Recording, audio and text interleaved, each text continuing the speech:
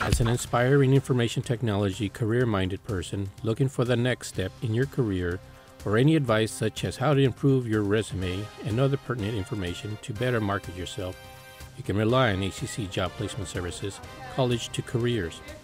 A recent seminar covered these areas mentioned. Well, today was definitely all about marketing oneself for the job that you want. So ultimately doing a self-assessment of what do you have to bring to the table, and the next is why do the companies want to hire you? And this is one of the reasons that entry-level jobs are very tough in this industry, is because all the easy stuff has already been solved. We're getting more and more complex. Much of the IT industry is outfitted by qualified immigrant professionals that require the H-1B visa to perform their duties in the U.S. So I will be providing what H-1B changes there are and proposed for 2019. Most of the international students come here on a student visa, and they're looking for employment opportunities here. So there's going to be some application process that they need to go through with the H-1B, and part of that, there's some changes in 2019 that will be coming. What happens is typically you engage with the employer, and you kind of agree on the terms, and the employment sends you an offer letter saying that, hey, we are accepting your application for this position, very specific, on the condition that you get approved for the H-1B process. Bringing you because of their aspirations. What do they want to do with you? And that's what you need to think about, is what am I going to be able to offer them, not what I want?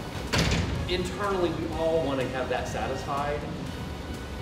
I personally think the resume is not the time to go telling about what your dreams are. It's what you can do for them.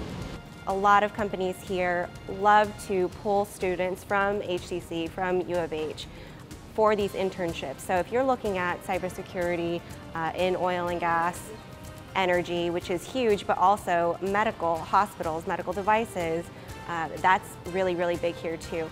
And there's so many different types of interviews. There's going to be, you might have various back and forth emails, that's considered an interview. You might have a phone interview, something where you have 15, 20 minutes. Then you guys will have an on-site interview. On-site interview being, you go in person, you meet with a panel maybe, or you meet on a one-on-one basis. And sometimes they'll ask you to do a certain testing portion. So to break into something, hack into something, to fix a problem in code, things like that. There is so much to cover to better prepare for major career decisions, especially in new job placement. For more info, visit the web link at hccs.edu/career planning. For Stafford METV, this has been Rey Molano.